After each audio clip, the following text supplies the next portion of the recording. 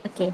So hari ini kita akan bincangkan tajuk keupayaan elektrod piawai, iaitu tajuk kita untuk yang kedua dalam bidang pembelajaran yang pertama. So hari ini apakah objektif pembelajaran ataupun standard pembelajaran kita? Okey. Standard pembelajaran kita yang pertama untuk memerihalkan keupayaan elektrod piawai, dan yang kedua untuk menentukan ejen pengoksidaan dan ejen penurunan berdasarkan nilai keupayaan elektrod piawai. Okey. So, daripada standard pembelajaran atau objektif pembelajaran tersebut, kamu dikatakan berjaya ataupun kriteria kejayaan kita hari ini di akhir pembelajaran, kamu dapat menyatakan, kamu dapat menyatakan maksud keupayaan elektrod dan kamu boleh menyatakan maksud keupayaan elektrod piawai. Yang kedua, kamu boleh menyatakan E0. E0 tu adalah keupayaan elektrod piawai bagi hidrogen piawai, dan kamu dapat menentukan ejen pengoksidaan dan ejen penurunan berdasarkan E0 tadi. Okey. So E0 tu apa? E0 tu adalah simbol untuk keupayaan elektrod piawai. So kalau kita tulis dia macam ni lah, E huruf besar ada bulat dekat atas tu. So kita panggil dia sebagai E0. Okey. So kita lihat kalau modul kamu dah dapat buku teks ke belum? Dah dapat buku teks ke belum? Belum. Belum lagi. Sebab buku teks baru je sampai dekat SPBT. So saya dah dapatlah buku teks tu. So tak apa, kamu boleh guna modul. Modul tersebut kamu boleh buka muka surat 31. Tapi saya tak boleh nak papar modul tersebut sebab saya tak ada dia punya soft copy dia. So saya menggunakan slide saya. Okey. So first kali, apakah yang dimaksudkan dengan keupayaan elektrod piawai? Okey, keupayaan elektrod piawai ni dia adalah beza keupayaan yang terhasil apabila wujud keseimbangan. Okey, keseimbangan antara kepingan logam M dengan larutan aqueous yang mengandungi ion logam Mn. Okey, kat sini ada typo sikit penulisan dia. Cara kita tulis Mn, dia ion kan? Okay, so ion logam. N tu charge dia. So Mn tu adalah charge untuk ion logam tersebut dalam sel setengah. Okey, apa benda sel setengah ni? Okey. Sel setengah ni, okey ni saya lukis sel setengah. Okey, dia macam ni. So dia kata dekat sini mesti ada kepingan logam M. So ni adalah kepingan logam M. Okey. Dalam kepingan logam M ni, kita akan celup dia di dalam larutan aqueous. So ni larutan aqueous. So kita buat garisan dash-dash macam ni untuk menunjukkan larutan. Okey, jadi ini adalah kepingan dia. Okay, saya label. So ini adalah logam M. Kalau kita menggunakan logam M, larutan aqueous tersebut, larutan aqueous ini mesti mengandungi ion M. So sebagai contoh, andai katalah saya guna dekat sini, saya guna apa? Saya guna logam zinc. Contoh saya guna logam zinc. Jadi apa larutan aqueous yang mengandungi ion zinc? Boleh tak nyatakan apakah larutan aqueous ataupun garam larut yang mengandungi ion zinc?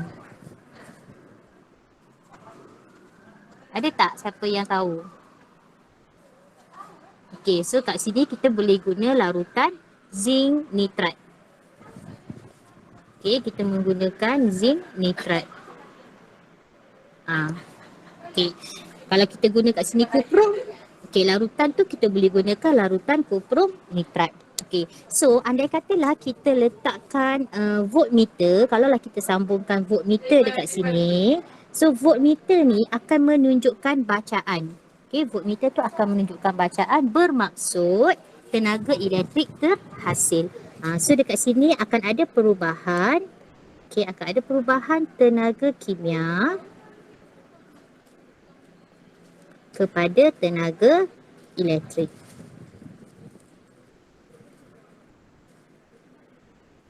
Okay, so ini yang dimaksudkan dengan keupayaan elektrod. Okay, itu keupayaan elektrod. Okay. So, kita katakan keupayaan elektrod atas suatu sel ni kita tak dapat ukur secara langsung. Oleh itu, nilai keupayaan elektrod bagi suatu sistem ni kita tentukan berdasarkan perbezaan keupayaan elektrod antara dua sel setengah.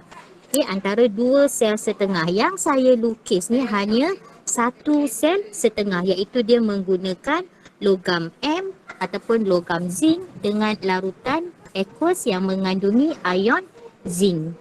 Okey, itu maksud keupayaan elektrod ataupun keupayaan elektrod piawai. Okey.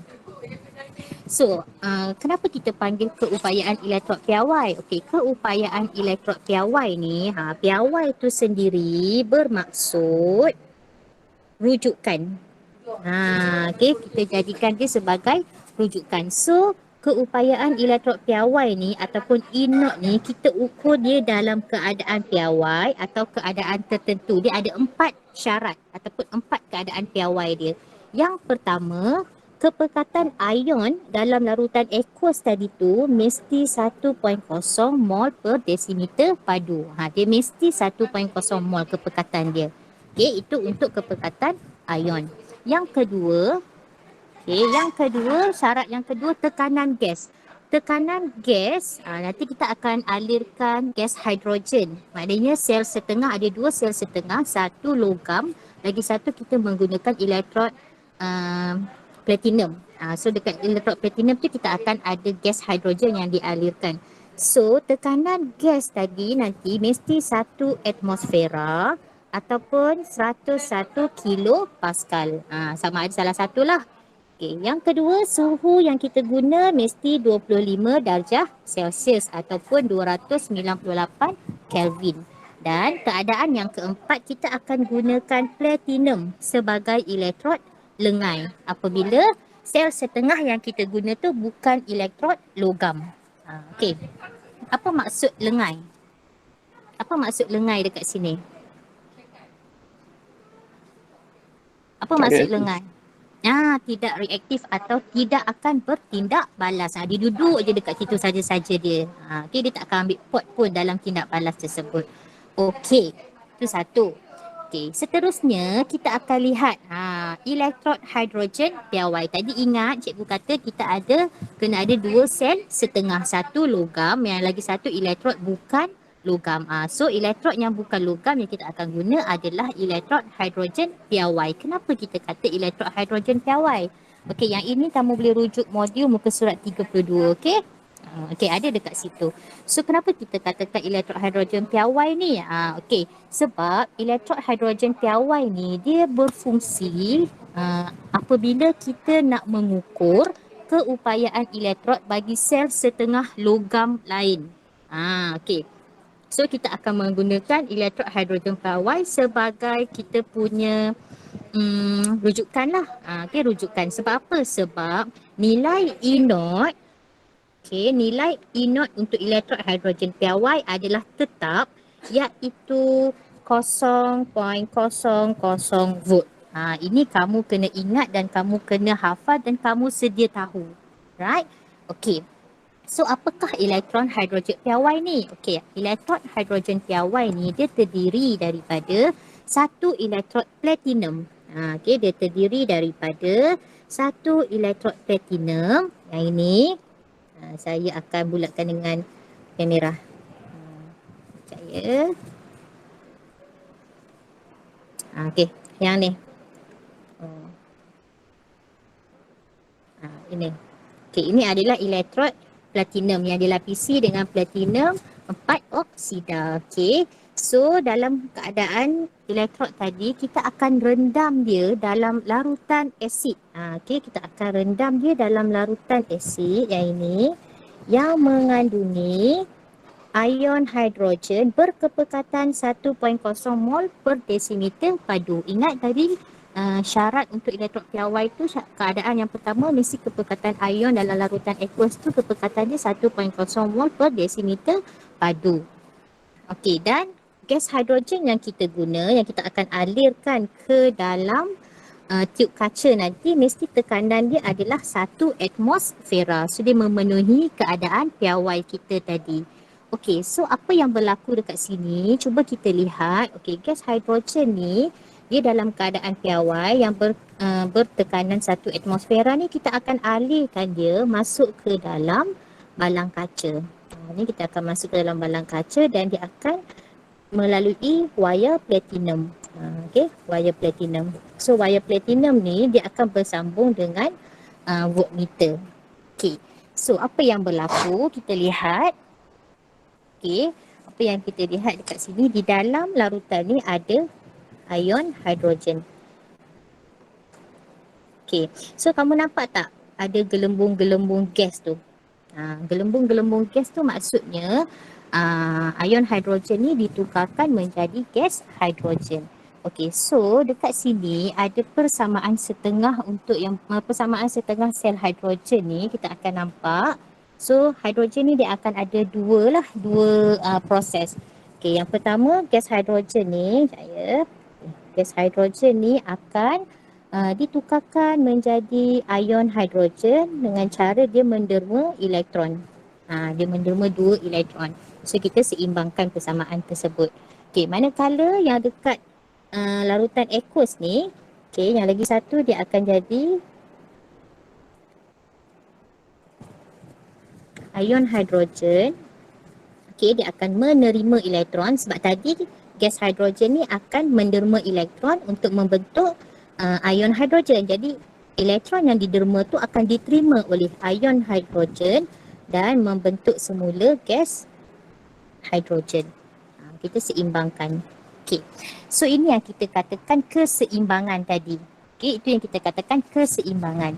Jadi keupayaan elektrod hidrogen piawai, okey, persamaan dia adalah, okey, cikgu tak nak letak dua kat depan ni lagi. Okey, so hidrogen akan menerima elektron. Nampak tak cikgu buat anak panah dia? Anak panah dia berbalik. Maknanya dia akan berbalik. So akan menghasilkan gas hidrogen. Okey. Okay. So kita seimbangkan H2, so mesti ada 2 ion hidrogen. So kalau ada 2 ion hidrogen mesti ada 2 elektron. So ini yang kita panggil keupayaan elektrod piawai yang mana nilai E0 dia adalah 0.00. Okey. Boleh faham tak setakat ni? Okey. So kalau kita lihat, so hidrogen ni boleh mengalami proses pengoksidaan dan boleh mengalami proses penurunan kalau kita tengok. Okey, jadi yang ion hidrogen ni dia akan mengalami proses apa ni? Dia menerima elektron, so dia adalah proses penurunan. Manakala gas hidrogen ditukarkan menjadi ion hidrogen ni adalah proses pengoksidaan. Okey. So kita dah faham tentang keupayaan elektrod, kita dah faham tentang elektrod hidrogen piawai dan seterusnya kita nak tengok nilai keupayaan elektrod piawai. Nilai E0 tu berapa? Okey.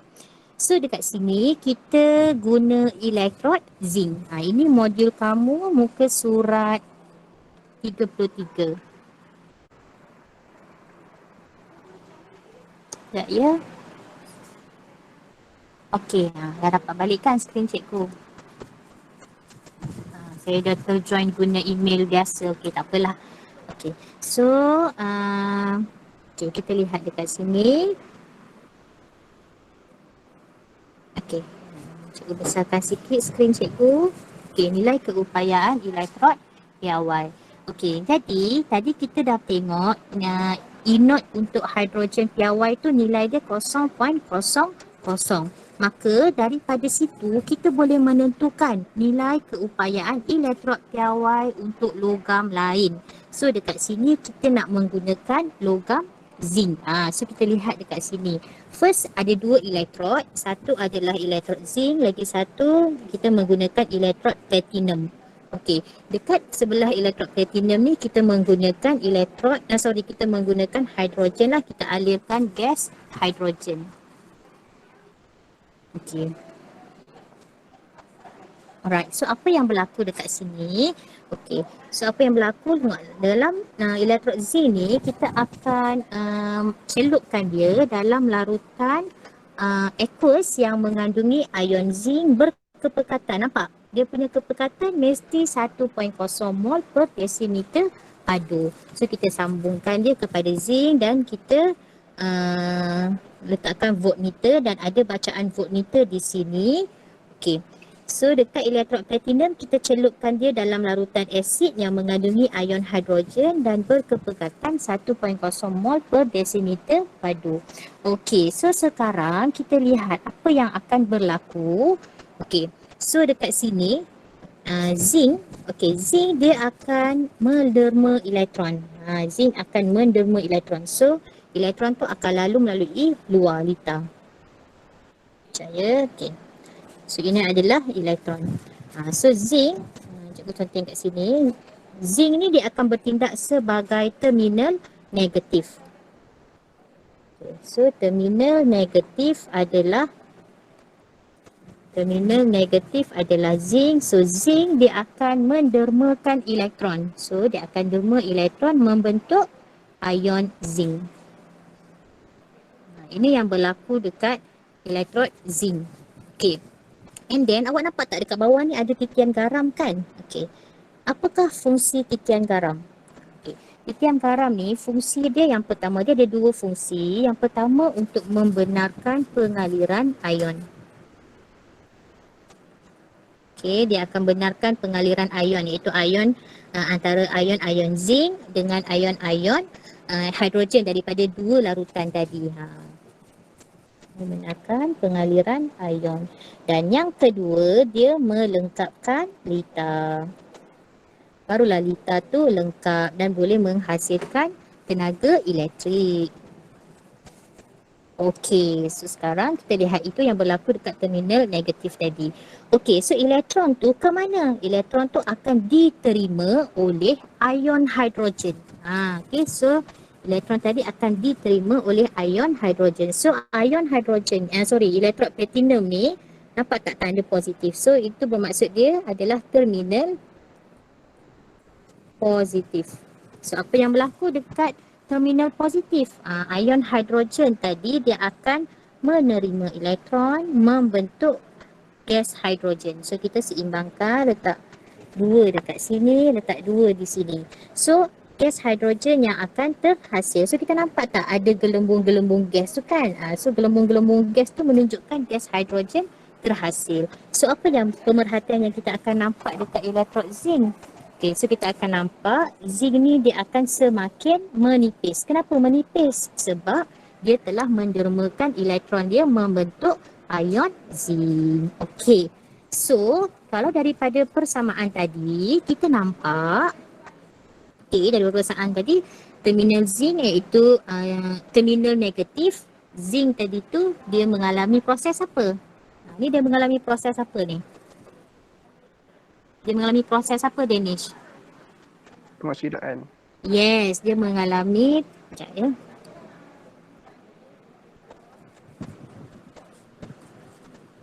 Okay, dia mengalami proses pengoksidaan. Sebab apa? Sebab dia mendermakan elektron. Kalau kita tengok nombor pengoksidaan pun daripada kosong, daripada kosong kepada positif 2 dan nombor pengoksidaan tu bertambah kan. Okey, manakala terminal positif iaitu dekat elektrod hidrogen piawai ni, dia mengalami proses penurunan. Okay, so kalau kita nampak sini pun nombor pengoksidaan dia berkurang daripada positif 1 menjadi kosong. Okay, so disebabkan nampak tak bacaan, bacaan voltmeter tu adalah 0.076. Jadi bacaan voltmeter 0.76 tu dia sebenarnya menunjukkan E0 ataupun keupayaan elektrod zinc. Ataupun cikgu kata dia menunjukkan keupayaan elektrod zinc. Jadi zinc Zinc dia akan lebih cenderung. Betul lah ni, zinc lebih cenderung untuk membebaskan elektron berbanding hidrogen. Jadi zinc yang akan menjadi terminal negatif. Ini yang saya dah terangkan tadi. Okey. So kalau kita tengok dalam jadual SEK, okay, dalam senarai SEK ada nilai E naught. So E naught untuk zinc ni dia adalah negatif 0.76 volt. Okey, 0.76 volt ni, okey, 0.76 volt ni adalah bacaan elektrod keupayaan elektrod piawai. Okey, negatif ni, ni nilai E naught dia. Okey, negatif ni menunjukkan terminal negatif. Okey, dia menunjukkan terminal negatif. Okey, so sekarang kita nak lihat daripada nilai keupayaan elektrod piawai ataupun E naught tadi tu, kita boleh tentukan yang mana satu ejen pengoksidaan, yang mana satu ejen penurunan. Okey, ini kamu rujuk buku modul kamu muka surat 34. So, nilai keupayaan elektrod piawai ni ataupun E naught ni, okey ni, E naught ni, kita boleh guna untuk menentukan ataupun meramalkan ejen pengoksidaan dan ejen penurunan. Okey. Semakin positif nilai E naught ni, semakin mudah sesuatu atom atau ion mengalami penurunan. Ini kamu kena ingat. Okey, kena faham betul-betul. Dan semakin tadi positif, semakin negatif nilai E naught, semakin mudah sesuatu atom atau ion itu mengalami pengoksidaan. So, saya dah rumuskan dalam jadual. Okey, nampak lebih positif E naught tu. Maknanya tanda dekat depan nilai E naught tu ada simbol positif ke negatif. Kalau hidrogen mesti kosong. Sebab itulah kita jadikan hidrogen ni sebagai rujukan kita sebab dia punya nilai E naught tu kosong. Okay, so kalau lebih positif, lebih cenderung menerima. So kalau dia terima elektron, memang proses penurunan lah kan. Dan kita katakan lebih positif, lebih kuat ejen pengoksidaan. Okay. Manakala kalaulah lebih negatif, cikgu nak guna highlighter color lain. Okey, kalau lebih negatif, so kita katakan dia lebih cenderung melepaskan elektron. So kalau dia melepaskan elektron atau mendermakan elektron, kita kata dia mengalami proses pengoksidaan. Kalau dia mengalami proses pengoksidaan, dia ejen penurunan. Tapi kita kata dia lebih kuat untuk menjadi ejen penurunan. Okey. Sekarang ini ada sedikit errata. Awak boleh screenshot nanti bila naik sekolah, cikgu akan photostate untuk kamu tampal dalam modul muka surat 34 tu. Ni ada kesilapan sedikit. Okey, sepatutnya dalam siri keupayaan elektrod piawai ataupun SEK, kita akan letakkan E naught negatif dekat atas. Maknanya dia adalah ejen penurunan yang lebih kuat. Ni ke atas kejap saya lukis sikit. Kejap. Okey. Ni semakin ke atas. Okey, so semakin ke atas ni dia adalah ejen penurunan yang lebih kuat. Nampak tak nilai E naught dia adalah negatif. Negatif 3.05, negatif 2.93, negatif 2.87. Dan semakin ke bawah dia adalah ejen pengoksidaan yang lebih kuat. Ini ada pembetulan sikit dekat dalam modul kamu tu. Yang modul tu salah tu. So ambil yang ini yang baru. Nanti saya akan photostate untuk semua. Okey. So daripada jadual E naught tadi kita akan susun dia daripada paling negatif ke paling positif. Okey, cikgu ulang, kita akan kita akan susun dia daripada paling negatif ke paling positif. Okey. And then nilai E naught ni, nilai E naught ni dia adalah menjadi ukuran, menjadi ukuran untuk kecenderungan sesuatu bahan tu sama ada dia nak terima atau bebaskan elektron. Dan anak panah, iaitu anak panah berbalik, itu maksud dia setiap bahan tu boleh dioksidakan dan boleh diturunkan. Okey, boleh faham tak setakat yang saya terang ni? Boleh. Boleh. Seorang je boleh. Yang lain? Boleh. Boleh. Okey, kita tengok latihan. Okey, kita tengok latihan 31. Okey, yang penting awak faham elektrod piawai tu, awak faham macam mana kita nak tentukan nilai E naught. Jangan risau, nilai E naught tu biasanya nilai bacaan voltan tu dia akan bagi. Okey. Yang penting sekarang daripada nilai E naught tu, kamu boleh tentukan apa proses yang berlaku dan yang manakah adalah ejen penurunan.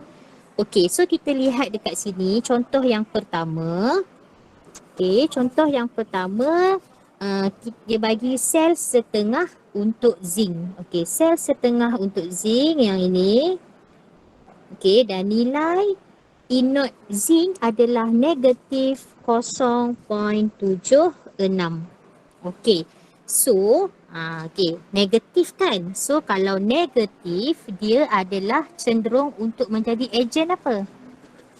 Ejen penurunan. Okey, dia adalah dia cenderung untuk menjadi ejen penurunan. So kalau ejen penurunan bermaksud dia mengalami proses pengoksidaan. Jadi kita katakan atom zinc ni dia lebih mudah untuk melepaskan elektron. Okay, dia lebih mudah untuk melepaskan elektron, membentuk apa? Mestilah bentuk ion zinc. Okay, membentuk ion zinc. Okey. So kita katakan zinc ni dia mengalami proses pengoksidaan. Bila kamu dah boleh tentukan, kamu dah boleh tentukan yang mana satu ejen pengoksidaan yang kuat, mana satu ejen penurunan yang kuat. So kamu automatik kamu dah tahu dah dia mengalami proses apa, dia punya persamaan setengah dia macam mana. Sebab sebelum ni kamu dah faham kan, dah belajar macam mana nak tulis persamaan setengah. So kita kata atom zinc. Atom zinc yang mana yang ini? Sebelah kanan persamaan kita. So dia adalah ejen penurunan. Okay, dia adalah ejen penurunan yang lebih kuat. So persamaan setengah dia zinc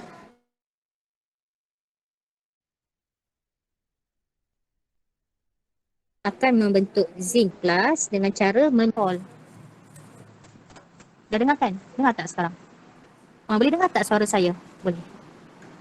Tadi dengar tak tadi? Tadi tak. Tak Nak cikgu ulang balik tak?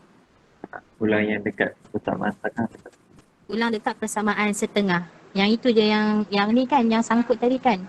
Okey, ada orang call saya tak perasan tadi. Okey, so zinc, so persamaan setengah dia adalah zinc akan menderma elektron. Zinc akan derma elektron membentuk ion zinc. So ni tambah elektron. Itu adalah persamaan setengah dia. Okey, boleh faham untuk zinc tadi? Okay, so next kita tengok sel setengah argentum. Okay, so semua ni kita banding dengan hidrogen tau. Semua ni kita akan banding dengan hidrogen. So kita lihat yang kedua. Contoh yang kedua adalah argentum. Okay, so nilai E naught argentum, dia kosongkan. So maknanya kita kena tahu daripada persamaan tadi, E naught untuk argentum adalah berapa argentum ni?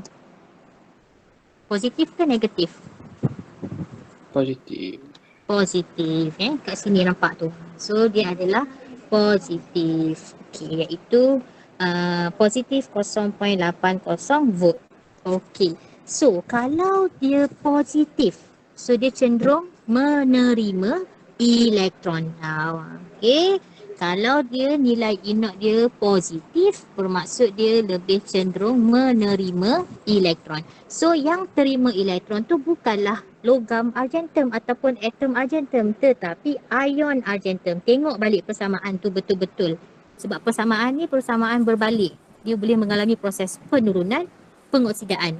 So kita kena tentukan betul-betul yang mana menerima elektron. Atom ke ion. Okay. So kita kata ion argentum dia akan menerima elektron membentuk apa? Membentuk atom argentum.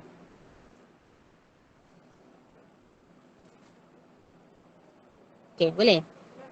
Jadi dia membentuk atom argentum. So kita katakan, ini yang pertama, yang kedua kita katakan ion argentum iaitu Ag+, dia akan mengalami proses apa?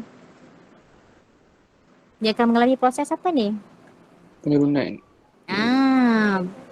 Penurunan.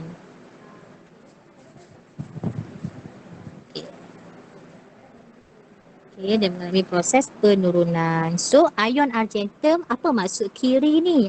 Kiri ni yang ini.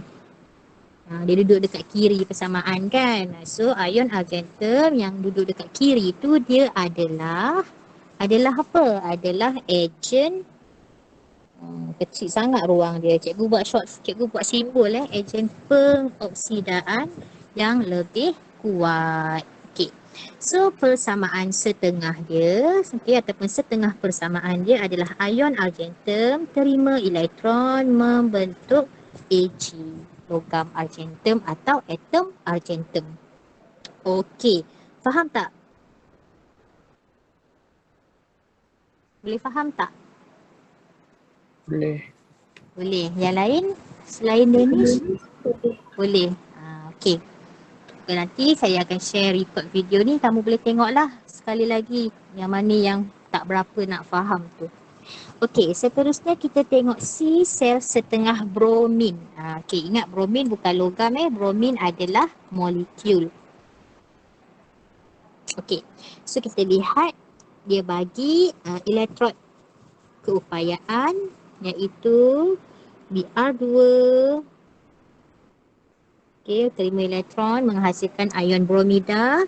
Okey, dia bagi dekat sini nilai E note untuk bromin adalah positif 1.07 volt. Jadi, dekat ruangan nilai E note, okey, nilai E note untuk bromin ni apa? Positif ke negatif? Positif. Tengok simbol dekat depan tu. So dia adalah positif. So kalau positif, okey, cikgu nak kamu tulis. Kamu buat dulu, jawab dulu. Kamu jawab untuk proses ejen dengan setengah persamaan. Kejap lagi saya akan tanya. Cikgu bagi masa untuk kamu cuba.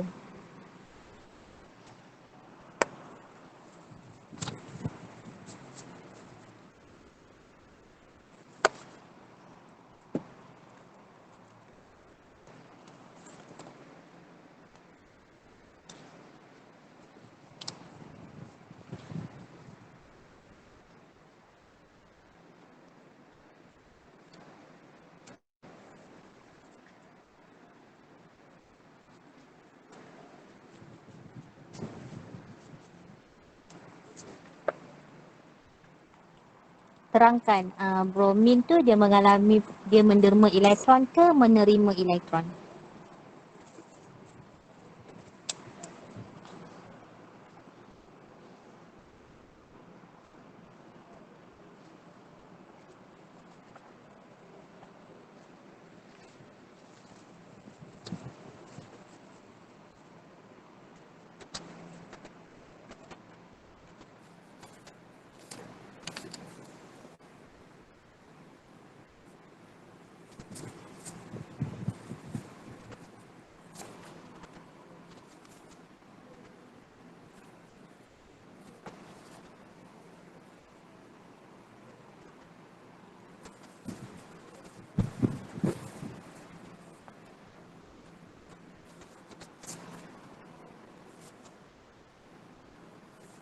Ismahani ada tak hari ni?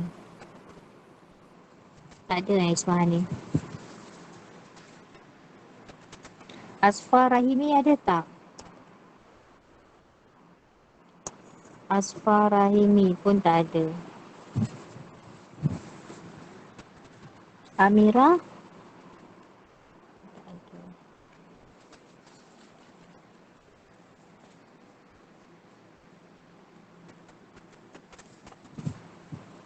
Endang tadi macam cikgu nampak Endang masuk.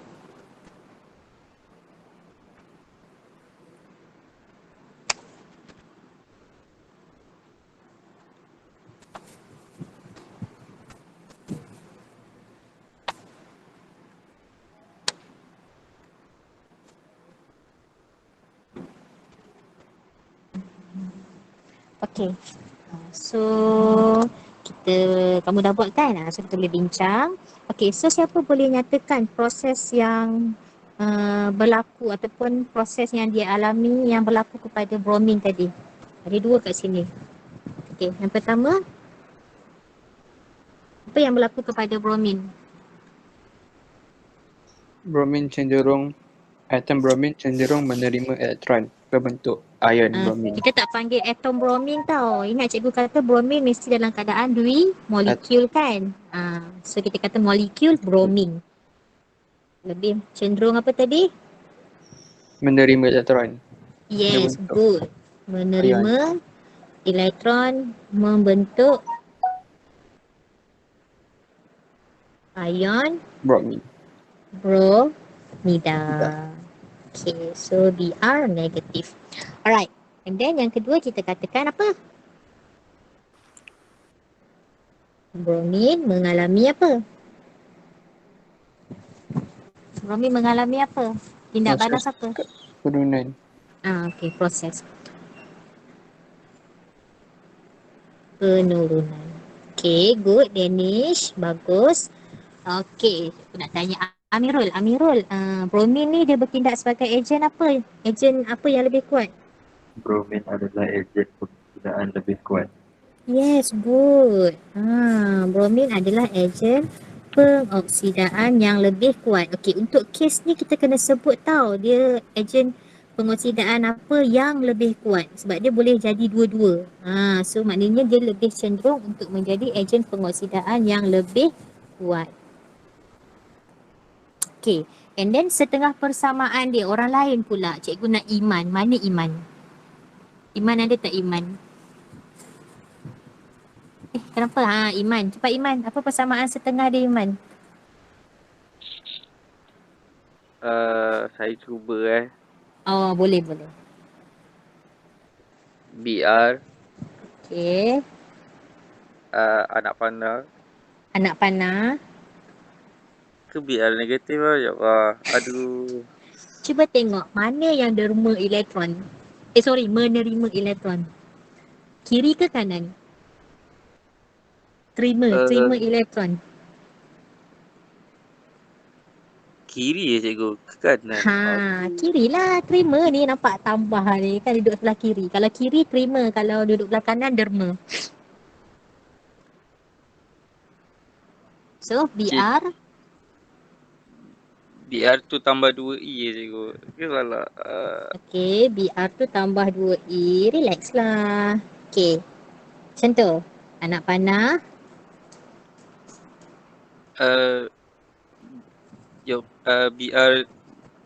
BR negatif Betul. Okey, betul tak persamaan setengah tu? Cikgu nak tanya macam biasalah Haris. Betul tak? Haris. BR tu dia kena ada dua sebab dia bukan logam cikgu. Sebab dia molekul. Okey, sebab dia molekul kan. So kita kena letak dia dua. Ingat, halogen sentiasa molekul. So mesti ada dua. Dua. Letak dua. Okay, so bila kita letak dua dekat sini, automatik ion bromida tu kita letak dua. Barulah ada dua elektron sebab ada dua charge negatif. Okey, Iman. Boleh Iman? Iman Okey, boleh? cikgu. Okey kan? Macam confused lagi tu. Okey. So, kita continue latihan yang seterusnya, sel setengah D. Okey, D sel setengah plumbum. Okey, ni pun cikgu nak kamu cuba jawab. Kejap lagi saya akan panggil nama untuk jawab. Sel setengah plumbum. Tengok betul-betul persamaan dia. E0 dia bagi nilai berapa. So, tentukan nilai E0 tu positif ke negatif. Barulah kamu boleh tentukan yang mana satu proses apa? Pengoksidaan ke? Penurunan ke?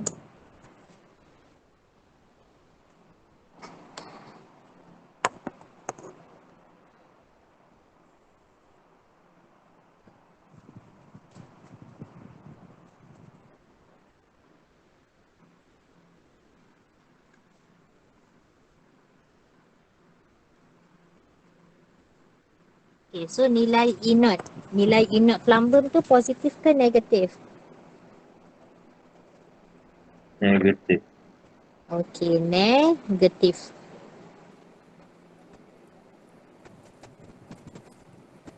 Okay, so kalau negatif, kita katakan plumbum tu cenderung menderma ke menerima elektron? Mendapat. Menderma elektron. So kita katakan atom plumbum cenderung menderma atau melepaskan, sama melepaskan ke menderma tu sama. Elektron membentuk apa? Membentuk ion plumbum. Okay, iaitu Pb2+. Okay, so kita kata atom plumbum. Okay, atom plumbum ni mengalami apa? Atom plumbum mengalami Pengoksidaan. proses pengoksidaan. Okay. Okay. So, kalau dia mengalami proses pengoksidaan, atom plumbum ni ejen apa yang kuat? Penurunan. Yes. Ejen penurunan. Kena sebut yang lebih kuat. Okey, so persamaan setengah. Persamaan setengah. Siapa boleh tulis? Persamaan setengah.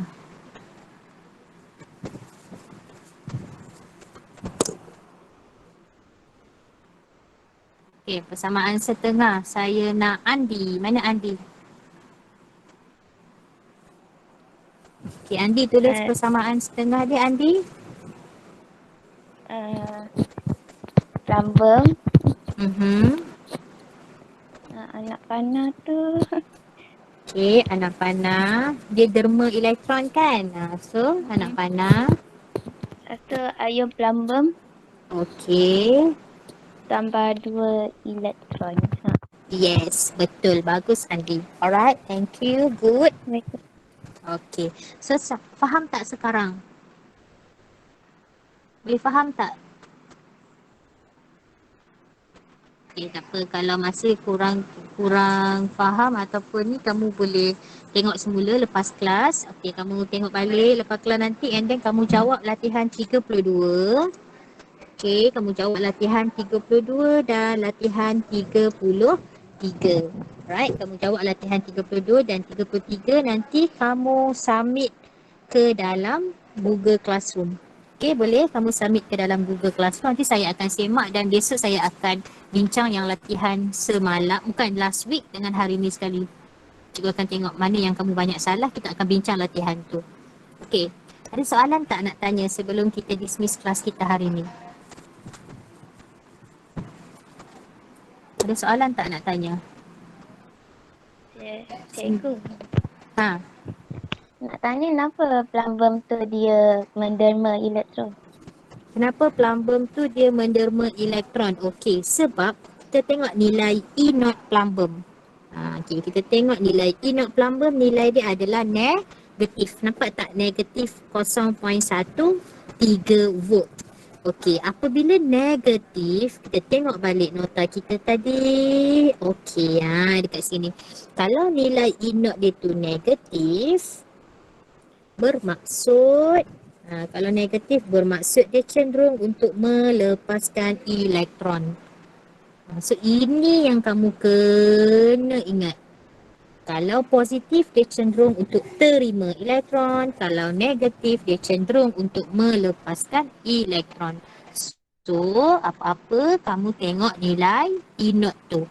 Baru kamu boleh tentukan dia sebagai ejen apa, pengoksidaan ke penurunan, ataupun dia mengalami proses apa, pengoksidaan ke penurunan. So kalau dia menerima elektron, kita kata dia alami proses penurunan lah. Okay, so kalau proses penurunan, dia adalah ejen pengoksidaan yang lebih kuat. Kalau negatif, sebaliknya. Boleh faham tak yang tanya tadi tu? Boleh ke? Boleh. Okey, so nanti kamu buat latihan 32 dan 33. Okey, latihan 32 dan 33 ni senang aja. Berdasarkan nilai E naught ni, dia bagi sel setengah ni maknanya ada dua logam kuprum dengan zinc. Contoh yang A kan, dua logam kuprum dengan zinc. So dia bagi nilai. So ejen pengoksidaan mesti kita tengok apa? Ejen pengoksidaan mesti kita ambil nilai apa? Tengok balik dekat nota tadi. Kalau ejen pengoksidaan mesti nilai positif, yang lebih positif. So yang lebih positif adalah kuprum, ion kuprum yang ni. Ion kuprum. Sebab tu dekat sini ejen pengoksidaan yang kuat adalah ion kuprum 2. Manakala ejen penurunan kita ambil nilai yang lebih negatif. So kalau lebih negatif adalah zinc. Sebab tu ejen penurunan dia adalah zinc. So nanti kamu jawab latihan 32 dan 33. 33 ni dia suruh kamu susun mengikut kekuatan ejen pengoksidaan, kekuatan ejen penurunan. Sama juga kamu kena tengok nilai E naught tadi tu. Okay, kamu bandingkan dengan nilai E naught. Okay, ada soalan lain tak? Ada soalan lain? Tak. Tak ada. Okey kan? So nanti cikgu akan masukkan dua latihan ni dalam GC. Kamu jawab, snap gambar, hantar dekat situ. Cikgu akan semak dari situ. Okay, so kalau tak ada soalan, setakat ni sahaja kelas kita. Kita jumpa lagi pada esok hari. Tapi esok ni cikgu tak pasti lagi cikgu boleh buat kelas online ke tak. Sebab saya ada urusan dekat sekolah, ada bertugas kat sekolah. So nanti apa-apa cikgu akan inform dalam grup. Okay, kalau tak ada kita akan gantilah. Mungkin kita akan ganti malam esok ke. Right, nanti cikgu akan inform balik semula. Okay, so thank you class, bye. Kita jumpa lagi pada kelas lain. Terima kasih cikgu. Cikgu. Terima kasih cikgu. Terima kasih, cikgu. Sama. Terima kasih, cikgu.